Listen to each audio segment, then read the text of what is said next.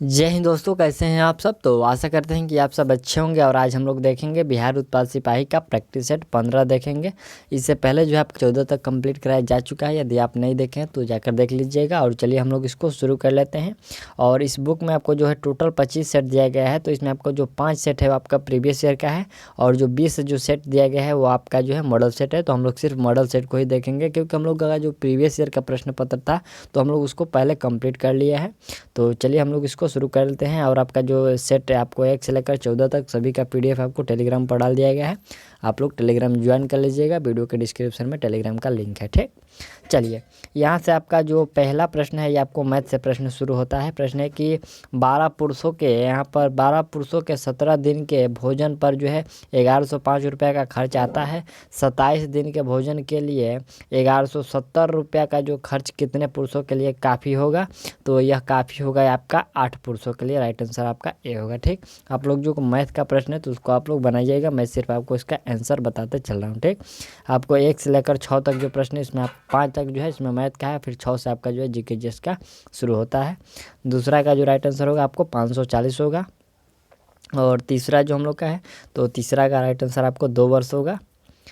चौथा यहाँ से हम लोग का यह प्रश्न है तो चौथा का राइट आंसर आप लोग 143 कर लीजिएगा। और पांचवा ये प्रश्न कह रहा है तो पांचवा का राइट आंसर आप लोग 600 मीटर स्क्वायर कर लीजिएगा। ठीक, इसमें आपको क्षेत्रफल पूछा गया है तो ये मीटर स्क्वायर में आता है। और अगला यहाँ से आपका जो छठा प्रश्न है तो ये आपको ये जीके के प्रश्न है। हालांकि ये जो आपका अर्थव्यवस्था का प्रश्न है, कह रहा है कि मुद्रास्फीति जनित मंदी को किस तरह से परिभाषित किया जाता है। तो इसको आपको परिभाषित किया जाता है उच्च महंगाई और कम वृद्धि दर और उच्च बेरोजगारी, इन माध्यम से जो है उसको परिभाषित किया जाता है। 7 नंबर जो प्रश्न है कि विशेषताओं का उनकी बाजार संरचना के साथ मिलान करना है आपको। तो चलिए हम लोग इसको मिलान कर लेते हैं। देखिए यहाँ पर जो पहला है कि कठिन प्रवेश जो है अक्सर पैमाने की अर्थव्यवस्था का कारण, तो इसका कारण होता है आपको अल्प अधिकार होता है। ठीक, यहाँ पर इसका कारण देखिए, यहाँ से आपको मिलान करना है। इसमें आपका होता है कि अल्प अधिकार होता है। ऑप्शन जो आपका यह है अल्प अधिकार। ठीक, यानी कि 2 का ए होगा। यहाँ से पहले हम लोग का 2 स्टेटमेंट देख लेना। ठीक है, पहले हम लोग यहाँ से इसका स्टेटमेंट देख लेते क्या क्या है कि कठिन प्रवेश और अक्सर पैमाने की अर्थव्यवस्थाओं के कारण और बाजार मूल्य पर ज़्यादा से ज़्यादा बेच सकते हैं। तो चलिए यहाँ से हम लोग मिलान कर लेते हैं इसका। देखिए यहाँ से आपसे कह रहा है कि ए का जो दिया गया है कि एकाधिकार जो है प्रयोगिता, और बिरु यहाँ पर दूसरे में है विशुद्ध एकाधिकार। तो इसमें देखिए इसमें आपका जो राइट आंसर है होगा ना, ये आपका ऑप्शन सी का अल्पाधिकार जो हो जाएगा और पहला का, और दूसरा का यहाँ पर बाजार मूल्य के हो जाएगा आपका विशुद्ध प्रतियोगिता, यानी कि ऑप्शन सी इसमें आपका सही होगा। ठीक, ये देखिए यहाँ पर आपको थोड़ा सा आपको नहीं समझ में आ रहा होगा, ये दिया गया है 2 दिया गया है ना, तो हम लोग यहाँ से 2 जो प्रश्न पढ़े थे तो उसी का आपको मिलान करना है। यहाँ से देखिए ये 2 प्रश्न है और उसका जो पहला है दूसरा का आंसर है, पहला का हो जाएगा आपका अल्पाधिकार और दूसरा का विशुद्ध प्रतियोगिता। ठीक, चलिए अगला प्रश्न हम लोग का है कि मांग का कानून कहता है कि, तो मांग का कानून क्या कहता है। यह कहता है कि यदि एक वस्तु की कीमत बढ़ जाती है तो उस वस्तु की मांग कम हो जाती है। यही आपका जो है मांग का कानून कहता है। चलिए 9 नंबर प्रश्न है कि यदि नगदी जमा का अनुपात घटता है तो कर्जे का निर्माण डॉट है। तो देखिए यदि नगदी जमा का अनुपात घटता है तो इसका जो कर्जे का जो निर्माण होता है वो बढ़ता है। ठीक, चलिए अगला हम लोग का यहाँ से 10 नंबर है कि एक न्यूनतम वेतन, तो एक न्यूनतम वेतन जो होता है यहाँ पर निम्नतम कीमत है जिसके नीचे श्रमिक अपने श्रम को नहीं बेच सकता है। यही आपका यह न्यूनतम वेतन होता है। ठीक, अगला प्रश्न है कि चाय की पत्तियां चुनने वालों के लिए न्यूनतम वेतन सुनिश्चित करने से, तो देखिए चाय के पत्तियां चुनने वाले के लिए जो न्यूनतम वेतन सुनिश्चित करने से जो होता है वह देखिए यहाँ से आपका ऑप्शन देख लीजिए। ऑप्शन इसमें आपका जो यहाँ पर है कि सभी चाय कंपनियों के लिए चुनने का जो है लागत में वृद्धि होती है, वही आपका आंसर होगा। ठीक, चलिए अगला यहाँ से हम लोग का 12 नंबर प्रश्न है। मत थोड़ा सा जो अर्थव्यवस्था से इसमें प्रश्न पूछे जा रहा है, लगभग आपको 6 से जो 7 प्रश्न है ये आपसे इसमें को अर्थव्यवस्था से पूछे जा रहे हैं।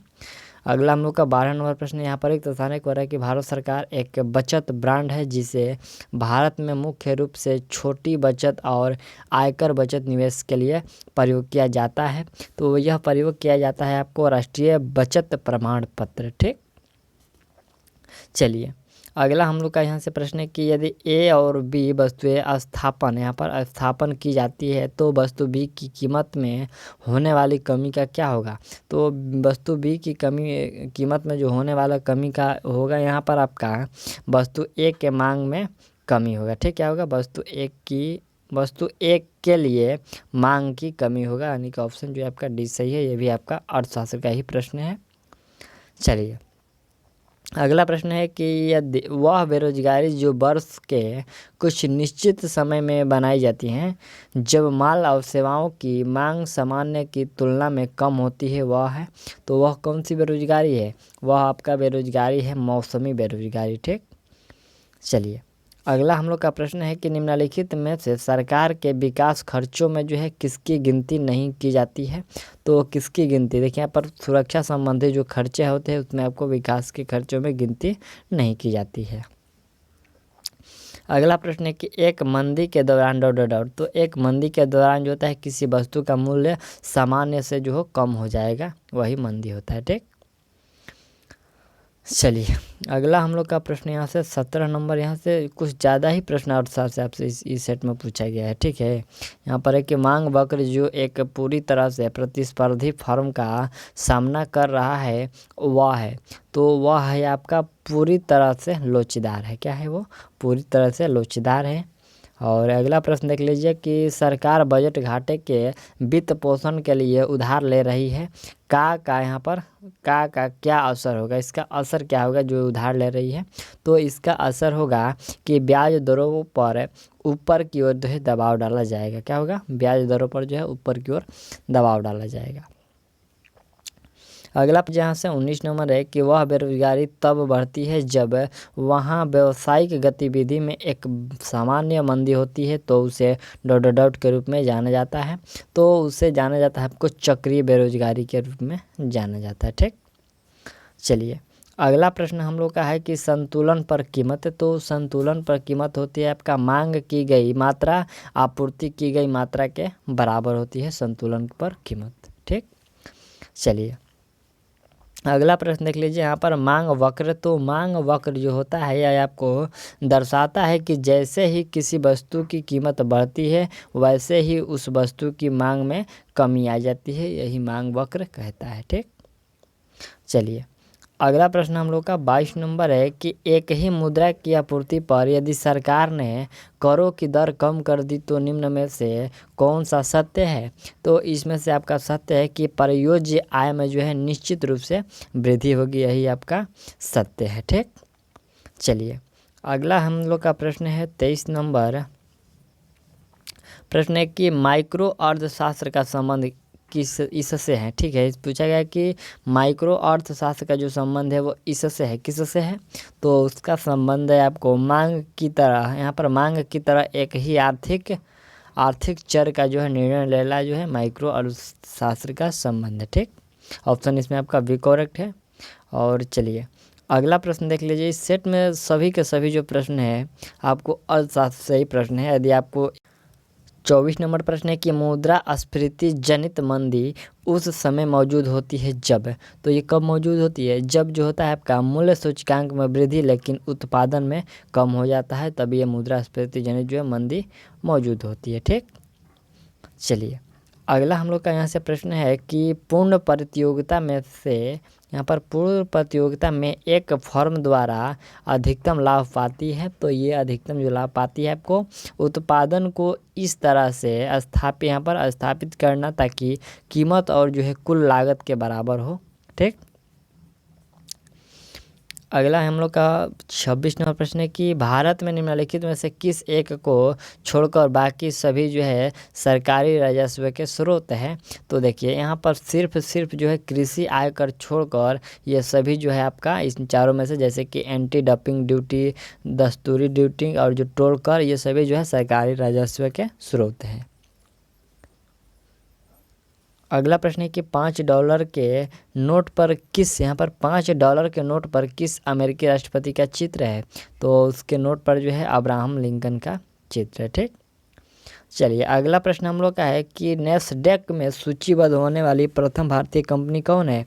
तो नेस्डैक में जो है सूचीबद्ध होने वाली यानी कि शामिल होने वाली यहाँ पर इन्फोसिस कंपनी है जो। ठीक, भारतीय पहली भारतीय जो प्रथम कंपनी है आपको इन्फोसिस है। ठीक, चलिए अगला प्रश्न है कि चांद बीबी की शासक यहाँ पर शासक थी। तो देखिए वो जो शासक थी आपको अहमदनगर की थी। ठीक, ऑप्शन आप लोग एक कर लीजिएगा, जो चांद बीबी थी या अहमदनगर की शासक थी। ठीक, चलिए अगला यहाँ से हम लोग का प्रश्न है कि किस मुगल बादशाह ने वर्ष 1526 में पानीपत की लड़ाई लड़ी? तो देखिए 1526 में जो पानीपत का लड़ाई लड़ा गया था वह बाबर के द्वारा लड़ा गया था। ठीक, चलिए यहाँ से हम लोग का 31 नंबर से जो प्रश्न शुरू होता है तो ये आपका मैथ का है, तो आप लोग मैथ को सॉल्व करिएगा। और चलिए मैं आपको इसका आंसर दे रहा हूँ। आपका यहाँ से पहला का जो होगा 31 नंबर का 50 वर्ष होगा, और दूसरा जो प्रश्न है तो दूसरा का राइट आंसर आपको 20 होगा, और नेक्स्ट जो आपका तीसरा है तो यहाँ पर 33 नंबर तो इसका 20 किलोग्राम होगा। फिर यहाँ से आपका जो 34 नंबर है तो आप लोग का ये जो प्रश्न है स्पष्ट रूप से दिख रहा है, आप लोग सॉल्व करिएगा। यहाँ से 34 का राइट आंसर आपका एक होगा कि 0.0005 होगा। ठीक, चलिए यहाँ से आपका 35 नंबर का जो राइट आंसर होगा आपका 3120 होगा, और फिर आप लोग 36 नंबर देख लीजिए, 36 का राइट आंसर आपका 3 घंटे होगा। चलिए अगला हम लोग का 37 नंबर का राइट आंसर आपको 3234 घन सेमी होगा। यहाँ पर इसका आयतन पूछा गया है। और यहाँ से आपका 38 नंबर प्रश्न देख लीजिए, 38 का जो राइट आंसर होगा वह पहले आप लोग इस प्रश्न को देख लीजिए, और 38 का राइट आंसर यहाँ से देख लीजिए। यहाँ पर आपका कितना दिन 36 दिन होगा। ठीक, चलिए 39 का राइट आंसर क्या होगा? 39 का राइट आंसर आपका यहाँ से 24 रुपया होगा। यहाँ पर पुस्तक का जो औसत मूल्य 24 रुपया। चलिए यहाँ से हम लोग का 40 नंबर है, तो 40 का राइट आंसर आपको 18 वर्ष और 8 वर्ष होगा। ठीक, इसमें आपको श्वेता और संतोषी की जो है वर्तमान आयु पूछा गया है। अगला 41 नंबर का जो राइट आंसर होगा आपको 120 सेंटीमीटर स्क्वायर होगा। ये आपको जो है आयत का क्षेत्रफल पूछा गया है। और अगला हम लोग का 42 नंबर का जो राइट आंसर होगा आपको 10√2 सेंटीमीटर। और फिर आपका 43 नंबर का जो राइट आंसर है वो आपको 540 होगा। फिर आपका यहाँ से 44 नंबर का राइट आंसर आपको 49 मीटर होगा। ठीक, चलिए 45 का राइट आंसर आप लोग यहाँ से 3:1 कर लीजिएगा। और अगला यहाँ से आपका 46 नंबर का जो राइट आंसर होगा वो आपको 78% होगा। ठीक, चलिए और नेक्स्ट जो प्रश्न यहाँ से हम लोग का 47 नंबर है, तो 47 का राइट आंसर 23 होगा। और फिर आपका यहाँ से 48 नंबर का राइट आंसर आप लोग 0.61 कर लीजिएगा। और 49 नंबर का जो राइट आंसर होगा वह 66.2/3 हो जाएगा। यहाँ पर पूछा गया है कि बी जो है ए से कितने प्रतिशत अधिक है, तो 66.2/3%। चलिए अगला हम लोग का ये जो 50 नंबर प्रश्न है, ये मैथ का अंतिम प्रश्न है और इसका राइट आंसर आप लोग का 9 होगा। चलिए अगला 51 नंबर जो हम लोग का प्रश्न है, तो कह रहे हैं कि विश्व कंप्यूटर साक्षरता दिवस कब मनाया जाता है? तो यह 2 दिसंबर को मनाया जाता है। ठीक, अगला प्रश्न है कि निम्नलिखित में से कौन हड़प्पा संस्कृति के अध्ययन के साथ संबंध नहीं है? तो इसमें जो है आपका ये PS वत्स, ये जो है इनका जो हड़प्पा से कोई संबंध नहीं है। ठीक, चलिए अगला प्रश्न है कि जैन साहित्य को क्या कहते हैं? तो जैन साहित्य को अंग कहते हैं। ठीक, आपको याद रखना है, जैन साहित्य को अंग के नाम से जानते हैं। और 54 नंबर प्रश्न है कि निम्नलिखित में से वह महानतम कुषाण शासक कौन था जो बौद्ध बन गया था? देखिए कुषाण शासक जो कि वो बौद्ध बन गया था तो वह थे आपको कनिष्क, जो कि ये बौद्ध बन गए थे। अगला प्रश्न है कि ताजमहल की जो डिज़ाइन तैयार करने वाला वास्तुकार कौन था? तो आपको याद रखना है मोहम्मद हुसैन है इसमें ऑप्शन में, उस्ताद ईसा है, यहाँ पर शाह अब्बास है और इस्माइल है। कौन सा हो जाएगा इसमें राइट आंसर आपका? जो उस्ताद ईसा जो थे ये ताजमहल का डिज़ाइन किए थे। चलिए अगला हम लोग का प्रश्न है 56 नंबर है, कह रहे कि अवध के स्वायत्त राज्य का संस्थापक कौन था? तो अवध के स्वायत्त राज्य का जो संस्थापक था सआदत खां था। कौन था? सआदत खां। राइट आंसर आप लोग भी कर लीजिएगा। और चलिए नेक्स्ट जो प्रश्न है कि प्रिजन डायरी किसने लिखी है? तो प्रिजन जो डायरी है यह लिखा गया है आपको जयप्रकाश नारायण के द्वारा। ऑप्शन जो सी आपका करेक्ट है। और अगला प्रश्न देखा जाए यहाँ से हम लोग का 58 नंबर प्रश्न है कि भारत में प्रथम आम चुनाव किस वर्ष हुआ था? आपको याद है आम चुनाव जो प्रथम ये कब हुआ था? तो यह आपको 51 से 52 में हुआ था। ठीक, चलिए अगला प्रश्न है कि निम्नलिखित में से किस स्थिति में बंदी प्रत्यक्षीकरण जो कि रिट जारी की जाती है? तो देखिए रिट जो जारी की जा सकती है वह दोषपूर्ण पुलिस जो नज़रबंदी के स्थिति में जो है आपका रिट जारी की जा सकती है। ठीक, अगला प्रश्न है कि राज्यसभा के सदस्यों का जो सेवा काल कितना होता है? तो राज्यसभा के सदस्यों का सेवा काल 6 वर्षों का होता है। अगला प्रश्न है कि लोकतंत्र की महत्वपूर्ण विशेषता निम्न में से किसको प्रमुखता देने की है? तो ये जो लोकतंत्र की महत्वपूर्ण विशेषता ये प्रमुखता देने की है, तो यह आपका नागरिक को प्रमुखता देने की है। ठीक, अगला प्रश्न हम लोग का है कि निम्नलिखित में से उच्च न्यायालय की सबसे पहली न्यायाधीश कौन थी? ठीक है, इसमें महिला न्यायाधीश पूछा गया है। तो आपका राइट आंसर होगा फातिमा बीबी जो थी वह उच्चतम न्यायालय की सबसे पहली जो है महिला न्यायाधीश थी। ठीक, चलिए अगला प्रश्न है कि भारत का सबसे बड़ा संघ राज्य क्षेत्र कौन सा है? तो सबसे बड़ा जो संघ राज्य क्षेत्र है आपको अंडमान और निकोबार जो है द्वीप समूह जो है ये संघ राज्य क्षेत्र सबसे बड़ा है। ठीक, चलिए अगला प्रश्न है कि भारत में सबसे ऊंचा जलप्रपात कौन सा है? तो भारत में सबसे ऊंचा जो जलप्रपात है वो जोग जलप्रपात है जिसकी ऊंचाई 253 मीटर है। कितना है? 253 मीटर उसकी ऊंचाई है। ठीक, चलिए अगला प्रश्न है कि प्रायद्वीपीय भारत की निम्नलिखित में से कौन सी नदी अरब सागर में नहीं मिलती है? तो इसमें देखिए अरब सागर में नहीं मिलती है, कावेरी नदी जो है अरब सागर में नहीं मिलती है।